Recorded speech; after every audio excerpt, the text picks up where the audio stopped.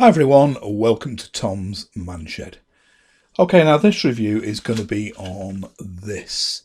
It's a Silvercrest, let's put my glasses on, Silvercrest 10,000 milliamps or 10 amp power bank. So something to carry around to charge or run your mobile phone or tablet or whatever and top up its battery, things like that. Now I got this from Lidl a couple of days ago and it was £12.99, so 13 quid. Now it's not particularly cheap. That there's other ones about the same sort of price on Amazon, but what you've got to be careful with when you're buying these is this one is smart fast charge. It has got QC3 quick charge 3 capabilities. So I'll explain that. What that is basically is, you see, I've already got an old battery pack now. This has got a huge capacity. This could charge a phone more times or more devices or whatever than that smaller one. It weighs twice as much and it's physically twice as big. But this is 27 amps, whereas this is 10 amps. But I found this, it's so huge that I've never needed that 27 amps at any time before I could gain access to a charger to recharge it up. And like I say, it does weigh. I'll be weighing it later on to show you the difference. Weighs a ton. But the main difference is this is older technology.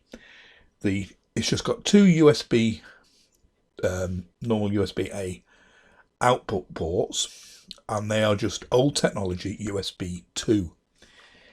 Now what that means is that's fixed at 5.1 volts. 5.1, 5.2 volts. The amperage that comes out will vary whether your phone is totally flat or whether it's approaching fully charged. It will ramp down that output current, but the voltage just on bog standard USB 2 outlets is just fixed at 5 volts because they're not smart in any way. On the newer stuff that is quick charge 3 compatible, you'll find the socket is red, usually red anyway, and this has got a USB-C output. The only USB-C on this is an input to charge it. The only outputs it's got is 2 USB. Now, the difference with quick charge 3 capabilities is that if your device that you're charging, your tablet, your phone, your Bluetooth speaker, whatever that you are charging, which will usually have a USB-C input, if it's quick charge compatible, that means that this and the device talk to each other, and this can ramp up the voltage to 9 volts or even 12 volts input. Now that makes a heck of a difference to how quick it will charge your device.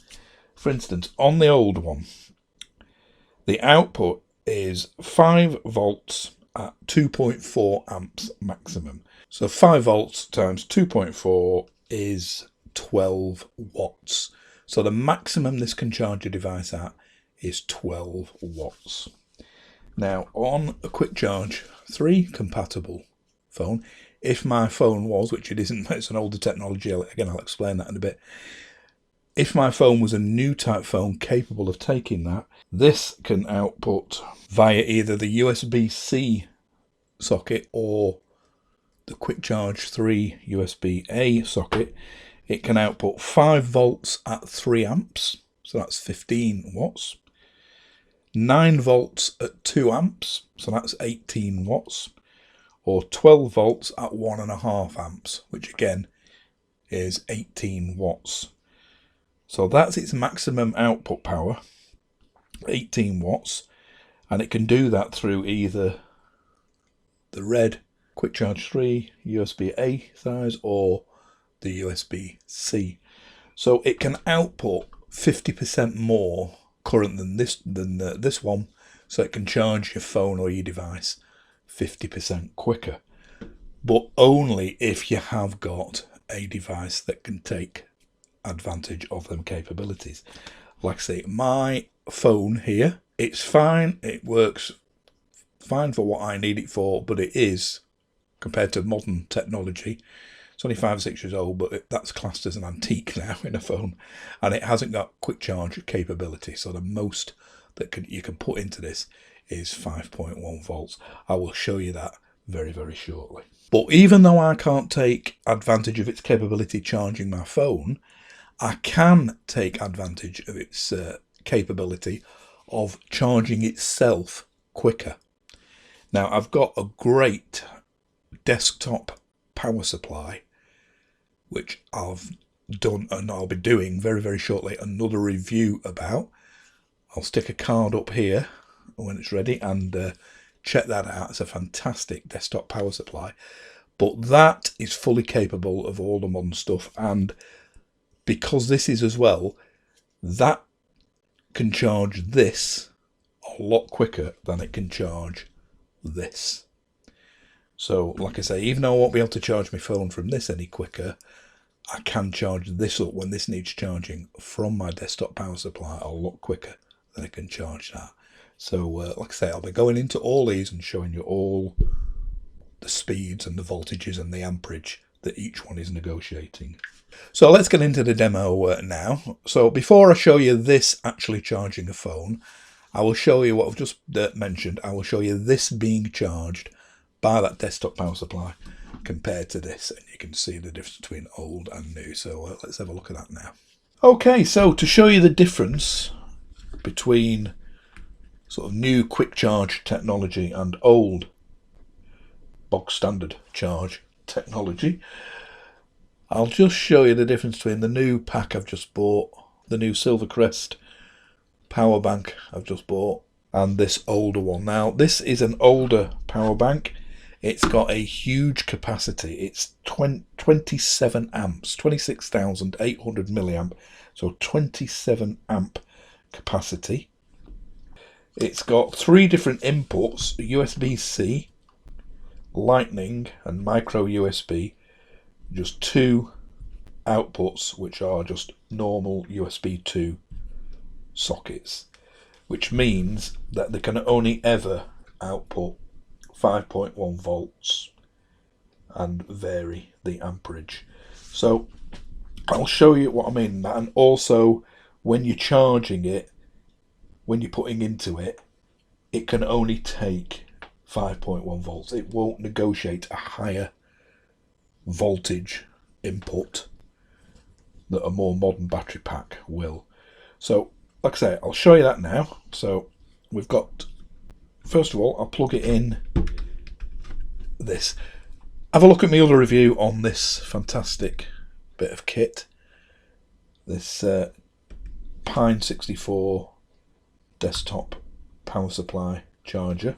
But for now, and I explain what all these sockets do in more detail on that, but the 3 middle ones on this are just normal 5 volt USB, old style USB 2 style sockets. So we'll use one of them. This is like using a normal wall charger like this to charge your phone or device. And as you can see, it's putting 5.1 volts in at 2 amps. So that's putting 5.1 times 2 is 10.2. Yeah, 10.2 watts. So this power bank now is taking 10.2 watts of power, charging it up. If I now put this in this quick charge 3 socket, which is capable of increasing the voltage up to 9 volts or even 12 volts if the device will let it, we'll see on this old battery pack that still it's stuck at 5.2 volts, 1.9 amps. So again, we're putting in there about 10 watts. 5.2 times 1.9, about 10 watts of power. Now if this time I use this output from the charger, which again will put out up to 20 volts if whatever you're charging will allow for that, and it can negotiate that it can do that. But if not, like on this old pack, again we are just putting in, hold that out of the way, right, that's connected up here now, and that's putting in 5.1 volts again, 5.1 volts, that's all this will take. It won't allow any increased voltage to go in because it's only USB 2 old technology. 5.1 volts at 1.8 amps. So again, round about 10 watts of power is going in to charge this now. So we'll now compare that with the new Silvercrest from Lidl's power pack that we're reviewing. So again, we'll plug it in the normal USB 2 socket, and you can see we're up to 86%, and as I'll show you shortly, this pack will accept almost a full charge right up to the very end, and it's only right at the very end after 96% that it starts really slowing down, which is really good. It'll let the full oomph be put in right up until then. But as you can see, that's charging it at 5.1 volts at 2.2 amps. So again, just over 10 watts. 2.2 times 5.1 is, well, let's do that on the calculator. 5.1 times 2.2 equals, we're putting 11.22 watts in there. Just make a note of that. 11.22 watts are now going in there via the normal charger, like your wall charger would negotiate. But if you've got a wall charger or another power bank with a quick charge 3 outlet, or a quick charge 3 red USB outlet on your PC or your laptop or whatever, if we now plug that in there, if you look at a voltage, starts at 5. If you have a look at that, it's jumped up to 12 volts. 12 volts at 1.4 amps. So we'll do that calculation. 12.1 times 1.3 equals, that's putting in 15.73 watts. So a good sort of like 4.5, 5 watts more, but already it shows this pack will charge quicker because it can take advantage of modern chargers and technology than that old pack. So if I now plug in the USB lead, so I shall take that out of there. We're now plugging it into this one. Now this is capable of putting out 20 volts if the device would accept 20 volts. This won't, but you can see that's putting out 12.1 volts at 1.1 amps. So we're getting a bit more out of the quick charge 3, but even so, 12.1 times 1.1 is more being pumped into this than the bog standard old technology battery pack. So it shows this can accept a higher charge, and of course out of the red socket, the red socket is, if you like, equivalent to this. If you connect this to a phone with quick charge 3 capabilities, that phone will take advantage of this, and this can put out 5 volts at 3 amps, 9 volts at 2, so 5 volts at 3 amp maximum, that's 15 watts, 9 volts at 2 amps, that's 18 volts, or 12 volts at 1.5 amps, so that too is 18 watts. So if you had a new modern phone, quick charge capability, this could pump into it 18 watts, whereas this could only pump in at maximum output, maximum 5 volts at 2.4 amp maximum. So the most this could pump in would be 5 volts times 2.4. What's that? 5 times 2.4 equals 12 watts. So that older technology pack could only pump into your device that it's charging, your tablet, your phone or whatever, a maximum of 12 watts.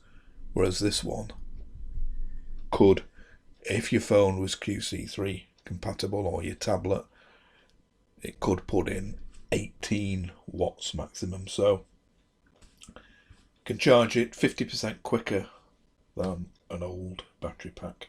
And I think you find 10 amps is ample. And it's much, much lighter to feel. Let's just weigh them, see the difference. So I've just mentioned in there, let's weigh them. We'll be doing that very, very shortly. But as you saw then, you could see how the two varied old and new technology. But before we do weigh them, I just want to add this little tiny bit. I just want to show you how it can maintain a quite hefty 1.5 amps input at 12 volts, right up to when it's 90% charged. So a lot of batteries will, as they're getting up to 80, they'll ramp right down and be really slow for long, because that's the way you charge your battery. You don't put all most of the time taken is that last bit of topping it up. It'll soon get up to 80 or 90% or whatever, but it's that last 10 or 20% that takes a lot longer. But as I'll show you now, this gets right up to 90% at full input and only starts ramping down after that. So let's have a quick look at that now. Okay, you can see we're up to 90% charged now, and it's still at 12 volts and 1.4 amps. It's been at 1.4 amps right from the start, right from almost empty. It charges at 1.4. But now it's reaching full, 92, we're down to 1.3 amps, as you can see there. 94%, we're down to 1.1 amps. Still again at 12 volts, it's still allowed 12 volts in. 96% now, so almost full, we're down to like 1 amp, still at 12 volts. 98%, it's dropping now to 0.9 amp, still at 12 volts. And at 99%, so basically 100, it's only a 2-digit display. It's been like that now for a few minutes, and it's now right down at 0.3 amp. So I mentioned we'd weigh them. Let's weigh them now, and I'll show you the difference. Okay, so I don't know whether you can see that readout clear enough, but the old 27 amp battery is, but yeah, you'll just have to take my word for it, it is 412 grams for the old pack. So that is 28 amp capacity though. So what was it again? 412 grams, and this one 197. So less than half the weight. Less than half the capacity, so that's to be expected, but less than half the weight. But 10 amp is not a bad capacity, and I would imagine that would easily do you. So we've seen how quick you can charge this from an external charger. Once this is run down, obviously you need to top it up. So I've shown you how this new technology can take advantage and charge quicker than an older power bank can.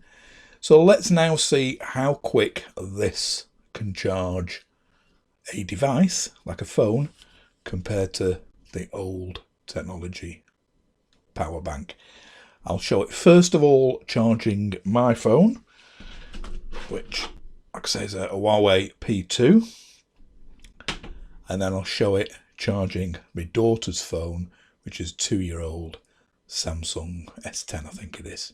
So let's have a look at that now. So this is just to demonstrate that because my phone is old technology, it's a Huawei P2 I think, something like that. I think I've had it about 6 years. Just to show that The new battery pack is no better actually for my phone due to its age. I'll show you it connected to my old power bank, and as you can see that's giving out 4.94 volts at 0.45 of an amp. So 5 volts at nearly half an amp. So it's only giving out like 2.5 watts or so into that phone. As you can see there. Nearly 5 volts at just under half an amp, because it's old technology phone with the old technology power bank. So we'll just try it with the new power bank now, but as you'll see it is no different. You'll shortly see the new power bank charging my daughter's phone, which is new, and you'll see its advantage. But on my old phone you can see it's exactly the same, 4.96 volts at 0.45 of an amp. So because my phone there is old and isn't Quick Charge 3 compatible, it can't take advantage of this Quick Charge capable power bank. But I'm keeping my phone for now. It does everything I need it to do, but it's a shame that I can't utilise the newer technology of that. And just to show you the difference between the old one and the new one physically, you can see there it's nearly twice as long and almost twice as thick as well. So yeah, that's the difference between the old and the new. No difference whatsoever charging my phone, but on more capable devices and for my next phone, this battery bank will charge it a lot quicker than my old one could. Okay, so there you saw it charging my old technology, 5-year-old or so, phone, which is not Quick Charge 3 compatible. And as you saw, there was no advantage from the old power bank to the new one. But let's see the difference now charging a more modern phone.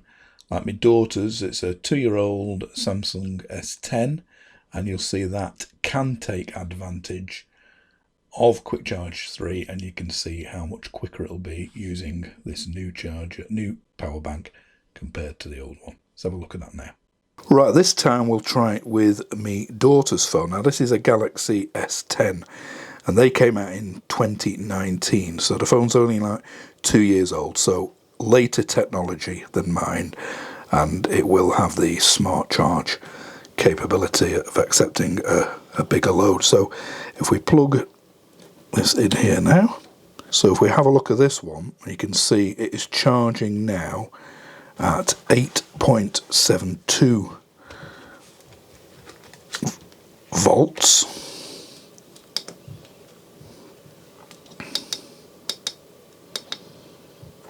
So you can see we're at 8.73 volts at 1.61 amps. So as you can see on this, we're putting in now from this smart battery pack with the QC3 technology into a phone, an only 2-year-old phone, which again has got that technology. We're now putting in 8.7 volts at 1.6 amps, and that equates to 13.98, so 14 watts. 14 watts going into that. But with it connected to my older technology battery pack, we are putting in 4.97 volts at 0.28 amps. So let's work that out. All that is going into that phone from this battery pack is 1.39 watts. So a massive difference, 1.39 watts as opposed to, what was the other? 13.1. 13, nearly 14.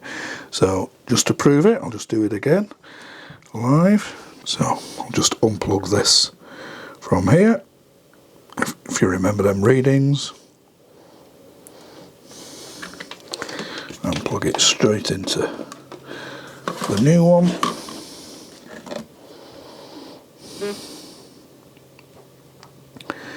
straight up to 8.7 volts at 1.6 amps. So this is pumping out a lot more into this phone, so we'll charge it up a heck of a lot quicker than this one, even though this is twice the capacity. So I think I've covered everything. I've shown you how it can charge up quicker from an external charger, a power supply, than the old one could, and I've also shown you how quicker it is at charging a new device that can take advantage of quick charge. So yeah, I think at 12 quid it's not a bad price, and like I say, it's half the size. It's a lot shorter, a lot thinner than this big hefty thing, and pretty small and compact, as you see. And also, I like getting stuff from Lidl's because of their 3-year warranty. So, full 3-year warranty. If it goes wrong, and I've tried this before on tools and that, and they do stand by it, and they've got a great return policy. Anything up to a year, you'll get your money back. After that, you'll have to ring up the service department, and they'll usually replace it between the 1 year and the 3 years. So, yeah. Pretty good. I hope this has been of some help to you if you're thinking of buying a power bank. So if you like these reviews and you want to see some more, please subscribe by clicking the little icon here of the shed. I've got loads more coming. Like I say, I'm going to be doing a full review on that power supply I mentioned and you saw in this video, charging this battery. I'll go through all the features of that, and a matching excellent soldering iron that goes with it, and loads more in the future as well. So like I say, I hope it's been of some use. So thanks again for watching. Bye for now.